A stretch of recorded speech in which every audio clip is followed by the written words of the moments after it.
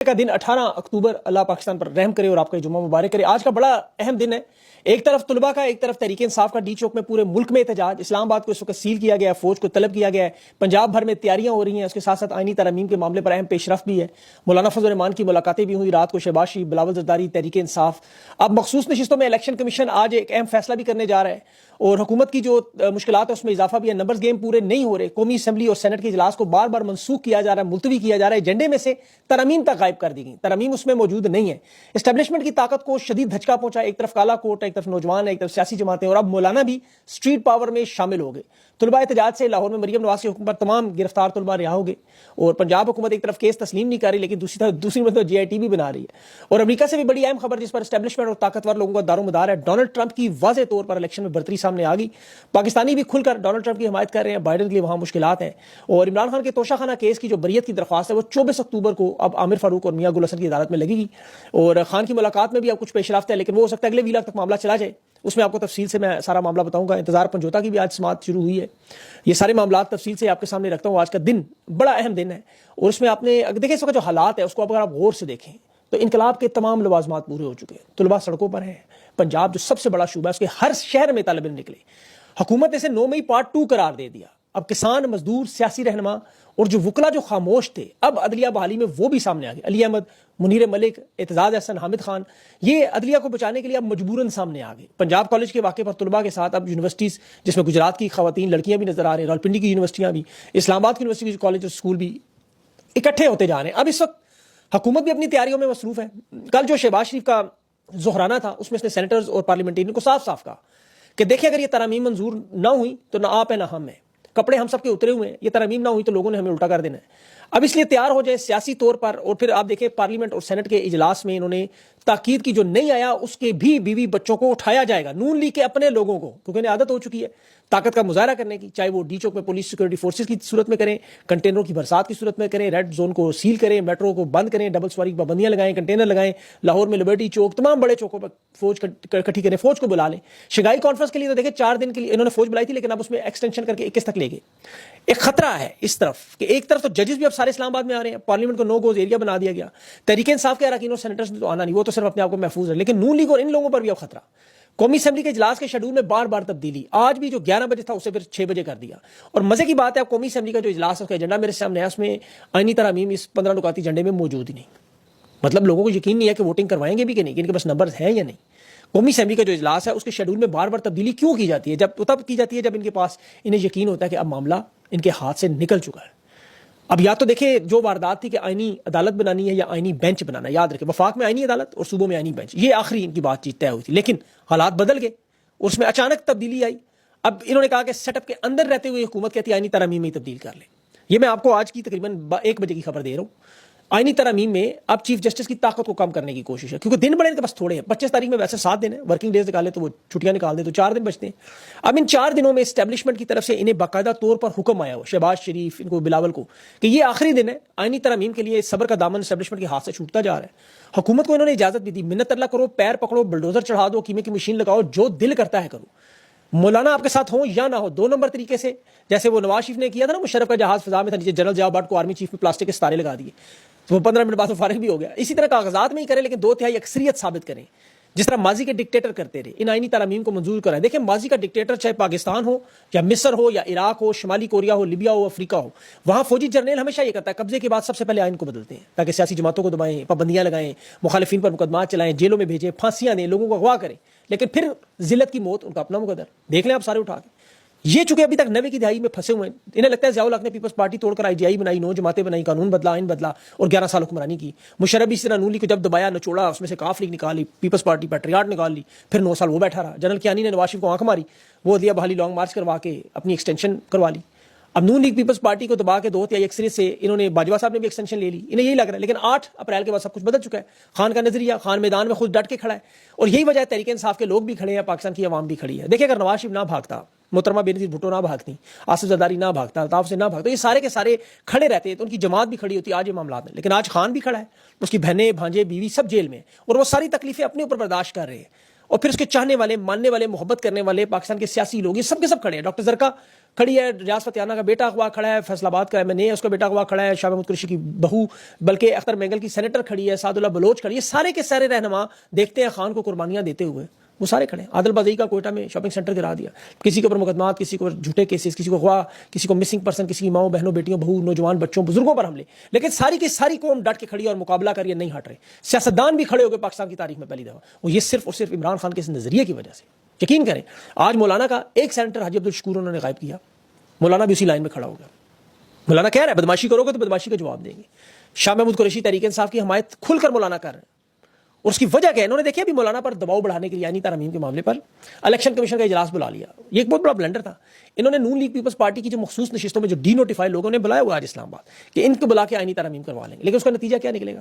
KP کے Saint میں انتخابات ہوئے نہیں, سپریم کورٹ کے 8 ججز کا فیصلہ موجود ہے جس پہ تحریک انصاف کی درخواست لگی ہوئی ہے. یہ 8 جج انتظار کر رہے ہیں کہ ایک دفعہ منصور علی شاہ کا نوٹیفیکیشن ہو جائے, پھر تھوڑا بھی چلے گا اور رندہ بھی چلے گا, رندہ بھی پھرے گا بلکہ چلے گا بھی نہیں. الیکشن کمیشن نے اب سپریم کورٹ کے فیصلے کے خلاف آج آپ کو پتہ ہے واردات کی تو فارغ ہو جائیں گے. بھی ماضی میں یوسف رضا گیلانی سے نائل ہوا, یہ 8 ججز انتظار کر رہے ہیں اس چیز کا. دیکھیں مولانا کے سینیٹر کو اغوا کر کے حکومت ایک بلنڈر مار چکی ہے. مولانا کو انہوں نے مجبور کر دیا وہ تحریک انصاف کے اسٹریٹ پاور احتجاج میں شامل ہو. ابھی تک مولانا نے آئینی طریقے سے گفتگو سے بات چیت سے روک رہا ہے, لیکن انہوں نے مجبور کیا. ابھی ایک طرف ایک MNA کو یہ 3 ارب 5 ارب کی آفریں کر رہے ہیں, لیکن نمبرز پورے نہیں ہو رہے. یہ نظریہ خان کا, اس کو سمجھنے کی کوشش کریں. حکومت کے سینیٹرز کیوں نہیں پورے ہو رہے, قومی اسمبلی میں کے 12 ووٹ کیوں کم ہے, الیکشن کمیشن واردات میں کامیاب کیوں نہیں ہو رہا, تحریک انصاف کا بھی احتجاج طلباء کے ساتھ ایک دفعہ آگے اگلے لیول میں, تو پھر یہ انہوں نے آئینی ترامیم زبردستی منظور بھی کی کاغذات میں, تو بڑا بھیانک کام ہوگا. یہ میری بات یاد رکھیے گا. یہ بڑے بڑے شہروں میں لبرٹی چوک میں, لاہور میں, آپ دیکھیں سیالکوٹ میں, قصور میں, شیخوپورہ میں, مظفر گڑھ, ڈیرہ غازی خان, بہاولپور, وہاڑی, پاک پتن ہے, سائیوال ہے, کمیٹی چوک, مری روڈ پنڈی میں, حیدرآباد, پھر کراچی میں, ہر جگہ احتجاج نماز جمعہ کے بعد. یہ ایک ٹرینر آج ہوگا, یاد رکھیے گا. روکنے کے لیے FC پولیس فوج ساری سب بندی کر کھڑی ہیں, اسکولوں کالجز کو چھٹی دی ہیں, دفعہ 144 لگائی, لیکن یہ معاملہ اب رکے گا نہیں.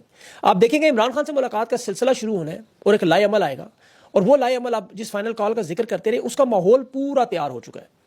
یہ آئینی ترامیم اگر انہوں نے فرض کریں کاغذات میں منظور بھی کروا لیں تو پھر یہ جو احتجاج ہے یہ انقلاب کی طرف چلا جائے گا. جس طرح بنگلہ دیش میں کوٹا سسٹم پہ شروع ہوا تھا, یہاں آئینی ترامیم بہانہ بنے گی. یاد رکھیے کہ میری بات, الیکشن کا مینڈیٹ نہیں, وہ ساری چیزیں پیچھے رہ جائیں گی, آئینی ترامیم بن جائیں گی. اصل میں جو اس وقت حکومت کرنا چاہ رہے ہیں وہ کر یہ رہے ہیں, وہ خوف کی بنیاد پر, اس وقت خوف کی بنیاد پر حکومت چل رہی ہے, صرف خوف کی. اور یہ فرانس کے انقلاب کا اگر آپ پڑھیں تو حالات دیکھیں تو بالکل وہی فرانس والے حالات پاکستان, بالکل سیم 18ویں صدی میں اور آج 2024 میں کوئی فرق نظر نہیں آ رہا. وہاں بھی 2 طبقات تھے, ایک طرف امیر لوگ تھے, سیاسی لوگ تھے, ان کے ساتھ فوجی قیادت تھی, اور دوسری طرف عوام تھی. عوام کو انہوں نے نچوڑا, دبایا, ٹیکس نکالے تاکہ ان امیر لوگوں کو پیٹ بھرتا رہے چلا جائے. سخت سے سخت قانون غریب لوگوں پر لگائے, ٹیکس وہ دیتے تھے. پھر انہوں نے قانون سازی, آئین سازی کی واردات کی وہاں پہ, بالکل اسی طرح آج یہاں ہو رہی. غریب لوگوں پر ٹیکس لگائے انہوں نے, IMF کی جو بھی وارداتیں کی ہوئی ہیں. عوام نے احتجاج کیا, تھوڑا بہت تحریک شروع کی کہ ٹیکس نہیں دیتے آپ, سارا کھا جاتے. بادشاہ سلامت نے ڈی چوک کی طرح, لبرٹی چوک کی طرح, 9 مئی کی واردات کی طرح لوگوں کو گرفتار کیا, ان کے بچے اٹھوائے, ان کے کاروبار بند کیے, ان کو قتل عام شروع کر دیا.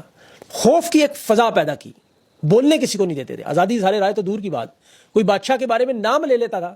تو آج والا معاملہ انہوں نے کیا ہوتا, عوام کو دبا لیا. اب چونکہ تحریک شروع ہوگی تھی, وہ تحریک تھی جس طرح آج تحریک ہے. خبریں آنا شروع ہوئی, یہ جیسے اسٹوڈنٹ تحریک آپ کے سامنے چھوٹے چھوٹے واقعات سامنے آتے ہیں, عوام اکٹھی ہونا شروع ہوگی. پھر ایک دن تنگ آ کے انہوں نے بادشاہ کے محل پہ حملہ کر دیا. اشرافیہ تھی, انہوں نے جواب میں جو جیلوں میں جتنے بھی جرائم پیشہ بڑے بڑے گلو باٹ, وہ مسلح جتھے پولیس کے نام پہ جیسے آج آئیں, انہوں نے جرائم پیشہ لوگوں جیلوں سے نکال کر اپنی حفاظت کے لیے رکھ لیا.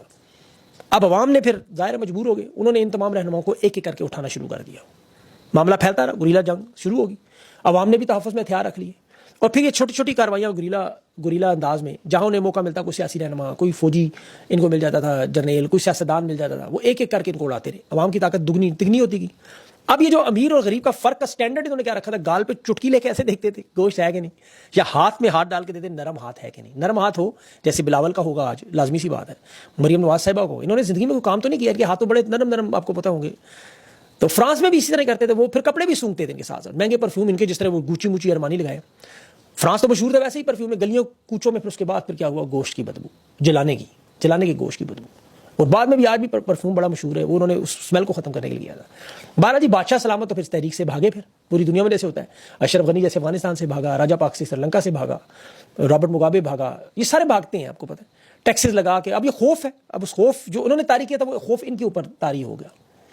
اس وقت تو جو اسٹیبلشمنٹ اور یہ سارے لوگ ہیں, اب امریکہ, کینیڈا, برطانیہ, یہ نہیں جا سکتے, وہاں تو ان کے معاملات خراب ہو چکے ہیں. عوام میں بھی اور وہاں حکومتوں میں بھی. اب اسٹیبلشمنٹ کی نظر امریکہ پر ہے, امریکہ کے الیکشن پر ہے. اب 17 دن رہ گئے ان کے الیکشن میں, 17 دن یاد رکھیں. اور تازہ ترین جھٹکا اسٹیبلشمنٹ کو لگا ہے, وہ یہ پاکستانی اسٹیبلشمنٹ کو واضح برتری آ گئی وہاں پہ ٹرمپ کی. 538 الیکٹرول ہوتے ہیں وہاں, ہلکے کہہ لیں آپ انہیں. 312 حلقوں میں جو ان کا ووٹوں کا نظام ہے اس میں ٹرمپ اس وقت تمام سرووں میں آ گئے, میجورٹی سروے میں. اور کملا ہیرس 226 حلقے کہہ لیں آپ, اس میں پیچھے ہے ابھی 82 کا یا 86 کا فرق ہے ان کا. اور یہ جو فرق ہے یہ اب آہستہ آہستہ شاید بڑھے. اچھا وہاں بھی دیکھیں میڈیا, انٹرنیشنل اسٹیبلشمنٹ, یہ سب بائیڈن کی حمایت کر رہے ہیں. اور ڈونلڈ ٹرمپ کے ساتھ ادھر بھی پاکستان میں اس طرح خان موجود ہے, عوام موجود ہے, سوشل میڈیا, اکثریت وہاں میں نوجوان ہے, آپ کو پتا سوشل میڈیا اور امریکن عوام ہے. یہاں پہ بھی انہوں نے میڈیا بند کیا, وہاں میڈیا ان کا ٹرمپ کا سخت مخالف ہے. اب وہاں پاکستانی 1 ملین سے زیادہ امریکہ میں موجود ہے جو ووٹ دیں گے, اور عرب دنیا بھی. یہ فلسطین کے معاملے پر بائیڈن اور ٹرمپ کی پالیسی اسرائیل کی طرف جھکاؤ ہے, لیکن فرق صرف یہ ہے کہ ڈونلڈ ٹرمپ کہتا ہے کہ میں اس جنگ کو بند کروانا چاہتا ہوں, جبکہ بائیڈن کا یہ معاملہ ہی نہیں, اس کا یہ سوچ ہی نہیں ہے اس کی. وہ ویسے بھی جنگوں کا شوقین ہے, اس کی حکومت ہے, ان کی ایک سوچ ہوتی ہے, پوری پالیسی ان کی جو ہے. اب مسلمان ووٹ بھی ٹرمپ کی حمایت میں جائے گا, اور پاکستانی ووٹ کھل کے انہوں نے آج ڈونلڈ ٹرمپ کی پوری اسٹیٹمنٹ دے دی کہ ہم اس کی حمایت میں جائیں گے. اب انٹرنیشنل اسٹیبلشمنٹ کی تبدیلی سے پھر سیاسی تحریک ہوگی, طلباء کی تحریک ہوگی, وکلا کی, یہ سارے معاملات جب اکٹھے ہوں گے تو اللہ کرے تحریک تک رہی ہے, فرانس والا معاملہ نہ بنے. اب یہاں پابندیاں جو ان کے اوپر لگ رہی ہیں اسٹیبلشمنٹ کی, اب ان کا اگلا ٹھکانا جو چین ہی ہوگا. چین یہ جاتے نہیں, چین یہ کبھی بھی نہیں جاتے وہاں. اب یاد رکھیں, حالانکہ دوست کرتے ہیں لیکن وہاں کبھی کوئی جرنیل نہیں جاتا, کبھی کوئی سیاستدان نہیں جاتا. حالت ان کی یہ ہے, دیکھیں وزیر دفاع سیالکوٹ کا بدنام زمانہ شخص, اس کا اکاؤنٹ آج اشر باجوہ نے ٹویٹر کا شیئر کیا. سارا دن یہ شخص ان حالات میں پاکستان کے ویڈیوز دیکھتا ہے, ٹویٹر پہ گھٹیا چیزیں چیک کرتا ہے, ٹرولنگ کرتا ہے, گندی چیزیں دیکھتا ہے, مذاق اڑانے کی, ٹانگیں کھینچنے کی. وہ جیسے اسٹیج ڈراموں میں بھانڈ آپ نے دیکھے نا, یہ سیالکوٹ کا وہ بھانڈ ہے اصل میں, حقیقت میں. کیونکہ ووٹ سے تو آتے نہیں, بدماشی, طاقت, منت ترلا, چور بازاری, پیچھے دروازے سے آ کے, جس طرح باجوہ کی فون کیا رات کو الیکشن کی, تو ان کے حالات وہی ہیں. ان کی حکومت کے لوگوں کے بالکل اس وقت ذہن نہیں, کوئی ویڈیو گیمز کھیلتا ہے, کوئی کینڈی کرش کھیلتا ہے, کوئی مطلب اس طرح کے جگتے لگاتا رہتا ہے. اب انہیں پتہ ہی نہیں آئینی ترمیم کیا ہے, پیکج کیا ہے, ملک میں کیا ہو رہا ہے, پنجاب کے کیا حالات ہیں. 4 سہیلیوں کے حالات جو صوبہ کیا ہوا ہے وہ بھی صحافیوں کے اوپر چڑھ جاتی ہیں بار بار. عدلیہ میں چیف جسٹس عالیہ نیلم صاحبہ کو انہوں نے لگایا ہوا ہے, وہ بھی کیسز وہی اٹھاتی ہیں جو انہیں حکومت بھیج دیتی ہے. ان کی بھی ذہنی حالت آپ کو پتہ ہی ہے. چند نوکریوں کے لیے, نوکریاں جو ہے نا صرف نوکریاں, ان کے لیے اپنے اقتدار کے لیے, اپنے تھوڑے تھوڑے پاؤ گوشت کے لیے پوری بھینس مارنے کو تیار ہے. اور حالت یہ ہے کہ ہندوستان پالیسی دیکھیں, ہندوستان سے بھی ضلالت کرائی. وہ وزیر خارجہ جے شنکر آیا, بات کرنی تھی بیٹھ کے کشمیر کی, وہ اسحاق ڈار کرکٹ کی باتیں کر رہا ہے. کرکٹ میں حالات دیکھو اپنے پہلے, انڈین میڈیا وہ اتنا مذاق اڑا, یہاں بھی ہندوستانی یقین کریں مذاق کر رہے ہیں فون کر کے, کہتے اب تو لفٹ ہی نہیں کراتے, ہمارے پاس ٹائم ہی نہیں ہے, وہ منتیں کرتے ہیں ہماری.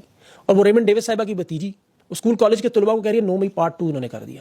اور حملے کس پہ, وہ صحافیوں پہ. شاکر روان سینئر صحافی نکال دیا, سمینا پاشا کو نوکری سے نکال دیا. بھائی رازق اللہ معاف کرے بن گیا, رزق تو اللہ نے دینا, ان کو اللہ دے دے گا رزق کہیں سے, اس کے تو اپنے خزانے, اپنا سسٹم ہے. لیکن یہ اس وقت حالات ہیں, اور اب آہستہ آہستہ معاملہ. اب ویڈیو بہت لمبی ہوگی ہے, خان کے جو معاملات ہیں انشاءاللہ میں اگلے ویلاگ میں ڈسکس کروں گا تفصیل سے, اس وقت تک آ جائیں گی اپڈیٹس. آپ جڑے رہیں چینل کے ساتھ, میرے ساتھ انشاءاللہ. اور دعاؤں میں یاد رکھیں, جمعہ پڑھ کے ضرور دعا کیا کریں, اللہ کرے پاکستان پہ اپنا رحم اور کرم. مجھے اجازت دیں, اللہ حافظ.